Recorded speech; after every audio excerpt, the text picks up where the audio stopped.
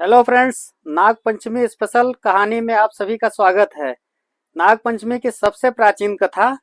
जब नागदेव भाई बने। प्राचीन काल में एक सेठ जी के 7 पुत्र थे। सातों के विवाह हो चुके थे। सबसे छोटे पुत्र की पत्नी श्रेष्ठ चरित्र की विदुषी और सुशील महिला थी, परंतु उसका कोई भाई नहीं था।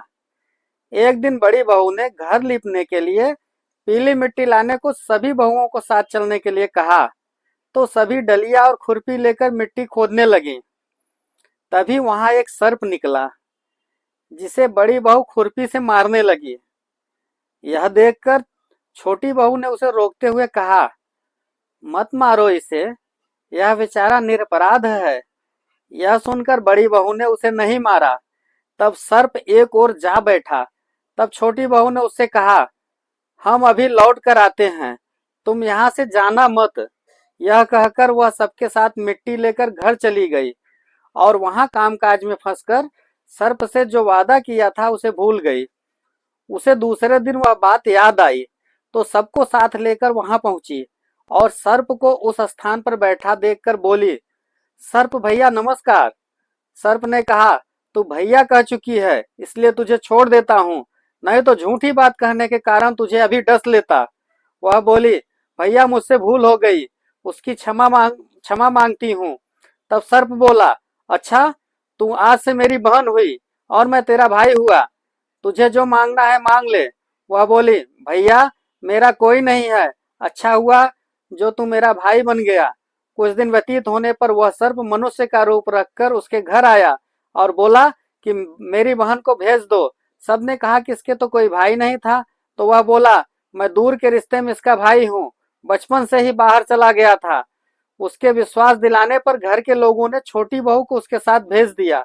उसने मार्ग में बताया, मैं वही सर्प हूँ, इसलिए तू डरना नहीं, और जहाँ चलने में कठिनाई हो वहां मेरी पूंछ पकड़ लेना। उसने सांप के कहे अनुसार ही किया और इस प्रकार वह उसके घर पहुंच गई। वहां के धन ऐश्वर्य को देखकर वह चकित हो गई। एक दिन सर्प की माता ने उससे कहा, मैं एक काम से बाहर जा रही हूँ, तू अपने भाई को ठंडा दूध पिला देना।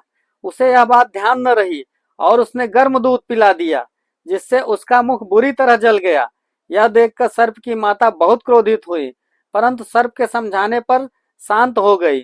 तब सर्प ने कहा कि बहन को अब उसके घर भेज देना चाहिए। तब सर्प और उसके पिता ने उसे बहुत सा सोना चांदी जवाहरात वस्त्र भूषण आदि देकर उसके घर पहुंचा दिया। इतना ढेर सारा धन देखकर बड़ी बहू ने ईर्ष्या से कहा, भाई तो बड़ा धनवान है, तुझे तो उससे और भी धन लाना चाहिए। सर्प ने यह वचन सुना तो सब वस्तुएं सोने की लाकर दे दी। यह देखकर बड़ी बहू ने कहा, इन्हें झाड़ने की झाड़ू भी सोने की होनी चाहिए। तब सर्प ने झाड़ू भी सोने की लाकर रख दी। सर्प ने छोटी बहू को हीरा मणियों का एक अद्भुत हार दिया था। उसकी प्रशंसा उस देश की रानी ने भी सुनी और वह राजा से बोली कि सेठ की छोटी बहू का हार यहाँ आना चाहिए। राजा ने मंत्री को हुक्म दिया कि उससे वह हार लेकर शीघ्र उपस्थित हो। मंत्री ने सेठ जी से जाकर कहा, महारानी छोटी बहू का हार पहनेंगी, वह उससे लेकर मुझे दे दो। सेठ जी ने डर के कारण छोटी बहू से हार मांग कर दे दिया। छोटी बहू को यह बात बहुत बुरी लगी। उसने अपने सर्प भाई को याद किया और आने पर प्रार्थना की, भैया रानी ने हार छीन लिया है, तुम कुछ ऐसा करो कि जब वह हार उसके गले में रहे तब तक के लिए सर्प बन जाए, और जब वह मुझे लौटा दे तब हीरो और मड़ियों का हो जाए। सर्प ने ठीक वैसा ही किया। जैसे ही रानी ने हार पहना वैसे ही वह सर्प बन गया। यह देखकर रानी चीख पड़ी और रोने लगी। यह देखकर राजा ने सेठ के पास खबर भेजी कि छोटी बहू को तुरंत भेजो। सेठ जी डर गए कि राजा न जाने क्या करेगा। वे स्वयं छोटी बहू को साथ लेकर उपस्थित हुए। राजा ने छोटी बहू से पूछा, तूने क्या जादू किया है, मैं तुझे दंड दूंगा। छोटी बहू बोली, राजन धृष्टता क्षमा कीजिए, यह हार ही ऐसा है कि मेरे गले में हीरो और मणियों का रहता है और दूसरे के गले में सर्प बन जाता है। यह सुनकर राजा ने वह सर्प बना हार उसे देकर कहा, अभी पहन कर दिखाओ। छोटी बहू ने जैसे ही उसे पहना वैसे ही हीरे मणियों का हो गया। यह देखकर राजा को उसकी बात का विश्वास हो गया और उसने प्रसन्न होकर उसे बहुत सी मुद्राएं भी पुरस्कार में दे दी। छोटी बहू अपने हार और पुरस्कार सहित घर लौट आई। उसके धन को देखकर बड़ी बहू ने ईर्ष्या के कारण उसके पति को सिखाया कि छोटी बहू के पास कहीं से धन आया है। यह सुनकर उसके पति ने अपनी पत्नी को बुलाकर कहा, ठीक ठीक बता कि यह धन तुझे कौन देता है। तब वह सर्प को याद करने लगी।